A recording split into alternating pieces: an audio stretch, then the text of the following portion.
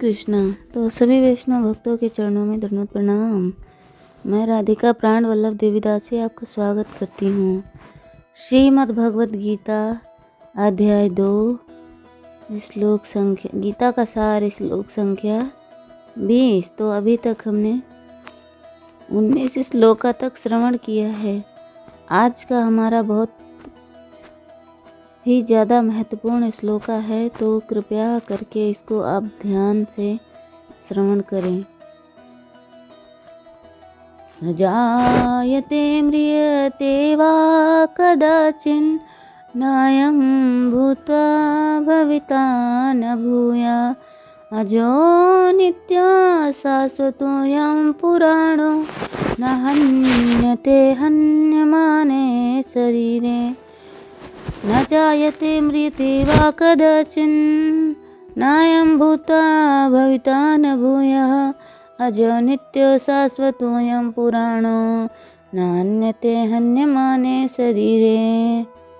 न जायते म्रियते वा कदाचिन् नायं भूत्वा भविता न भूयः अजो नित्यो शाश्वतोऽयं पुराणो न हन्यते हन्यमाने शरीरे। तो चलते हैं हम अपने तात्पर्य और अनुवाद के पास। आत्मा के लिए किसी भी काल में ना तो जन्म है ना मृत्यु, वह ना तो कभी जन्मा है ना कभी जन्म लेता है और ना जन्म लेगा।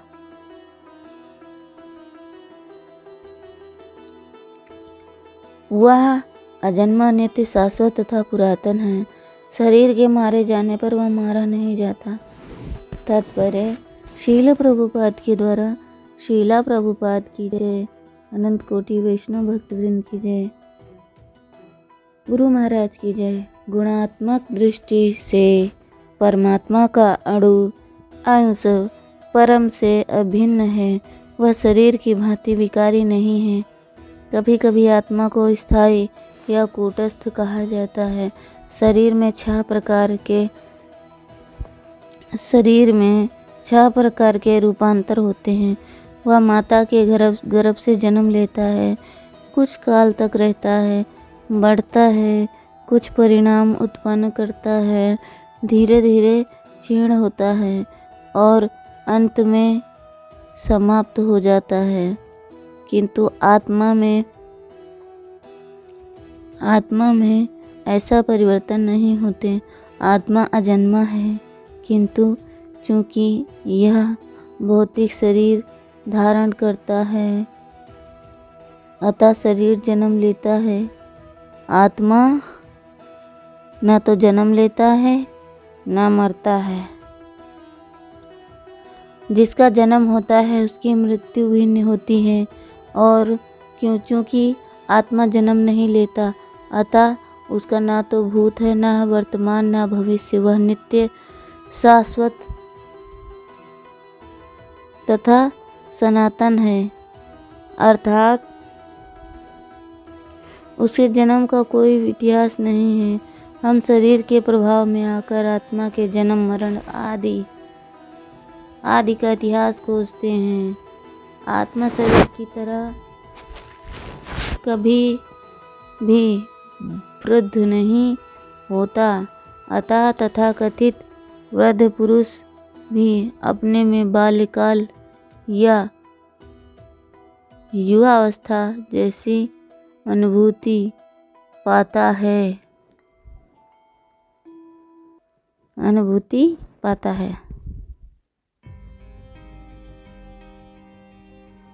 शरीर के परिवर्तन का आत्मा पर कोई प्रभाव नहीं पड़ता।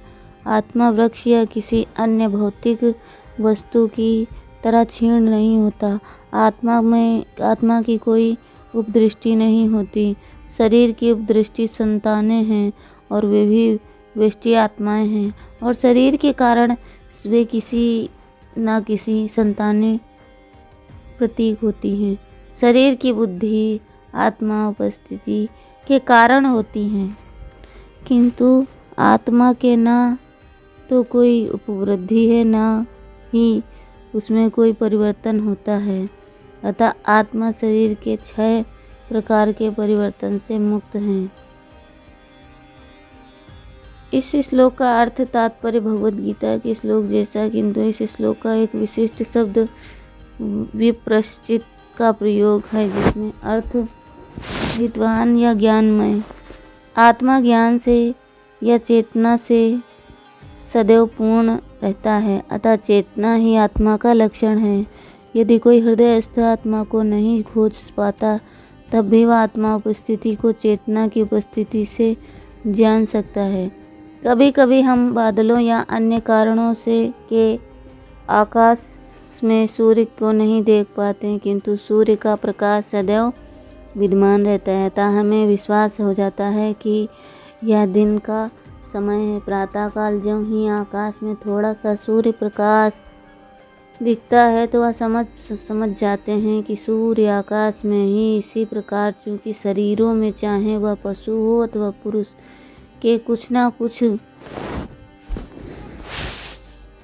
कुछ चेतावनी रहती है, अतः हम आत्मा की उपस्थिति को जान लेते हैं। किंतु जीव की यह चेतना परमेश्वर की चेतना से भिन्न है, क्योंकि परम चेतना तो सर्वज्ञ है। भूत वर्तमान तथा भविष्य के ज्ञान से पूर्ण व्यष्टि जीवात्मा जीव की चेतना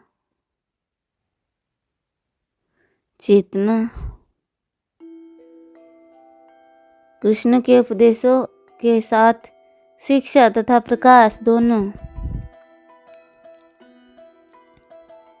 शिक्षा तथा प्रकाश और बोध प्राप्त होता है, किंतु कृष्ण विस्मरणशील जीव नहीं है। यदि वे ऐसे होते तो उनके दिए दिव्य भगवद गीता के उपदेश व्यर्थ होते हैं।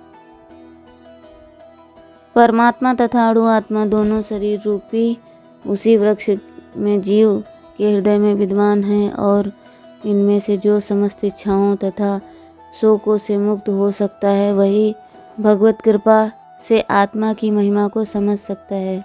कृष्ण परमात्मा के भी उद्गम हैं, जैसे ही अगले अध्याय में बताया जाएगा, और अर्जुन अणु आत्मा के समान है, जो अपने वास्तविक स्वरूप को भूल गया है, अतः उसे कृष्ण द्वारा या उसके प्रामाणिक प्रतिनिधि द्वारा प्रबुद्ध किए जाने की आवश्यकता है।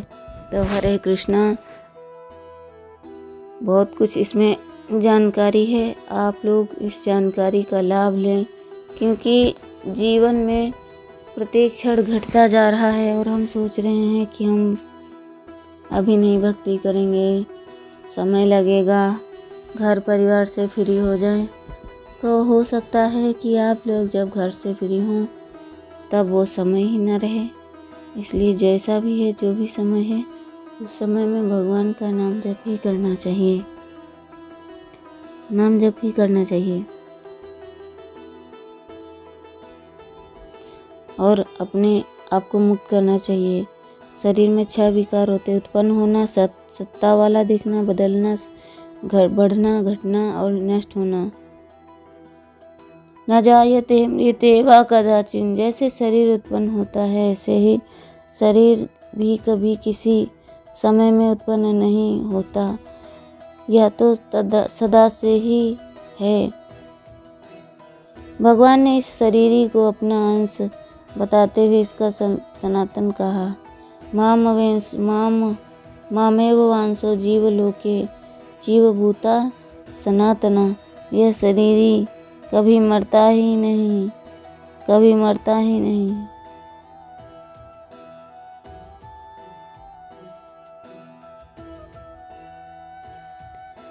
मरता है वही जो पैदा होता है। मृत्य का प्रयोग भी वहीं होता है जहाँ पिंड प्राण का प्रयोग होता है। पिंड प्राण का वियोग शरीर में होता है, परंतु शरीर में संयोग वियोग दोनों ही नहीं होते, अतः ज्यों का त्यों ही रहता है, इसका मरना होता ही नहीं। सभी विकारों में जन्मना और मरना, ये दोनों विकार हैं, मुख्य हैं, अतः भगवान ने इनका 2 बार निषेध किया है, जिसको पहले अतः भगवान ने जिसको 2 बार निषेध किया है, न जायते मृते वा न जायते अजाना मृते, जिसको पहले अतः भगवान ने इसके 2 बार निषेध किया।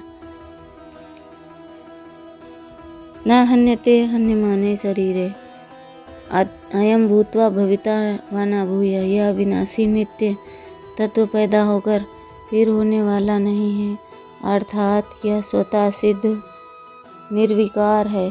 जैसे बच्चा पैदा होता है तो बच्चा पैदा होने के बाद उसकी सत्ता होती है।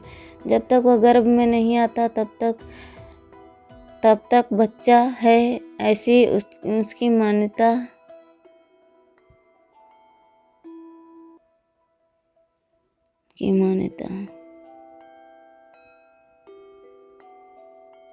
निर्विकार है।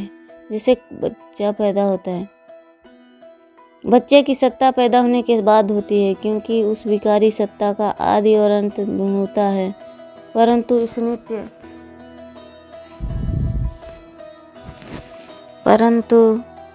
इस नित्य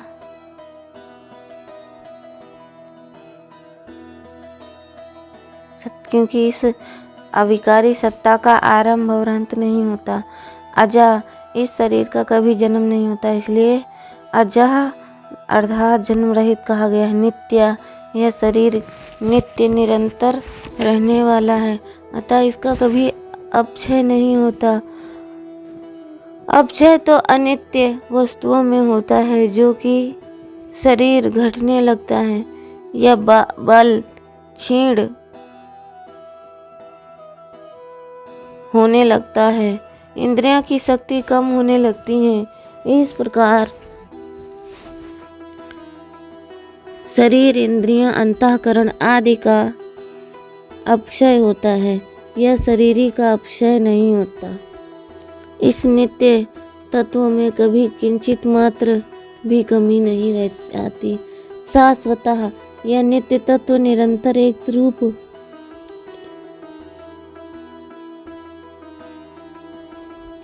एक रस रहने वाला है। इसका अवस्था पर परिवर्तन नहीं होता, अर्थात यह कभी बदलता नहीं, इसमें बदलने की योग्यता है ही नहीं। पुराणः यह अविनाशी तत्व पुराना अर्थात अनादि, यह इतना पुराना है कि यह सब कभी पैदा नहीं हुआ। उत्पन्न होने वाला वस्तुओं को भी रखा जाता है कि ऐसे अनुभव रहा।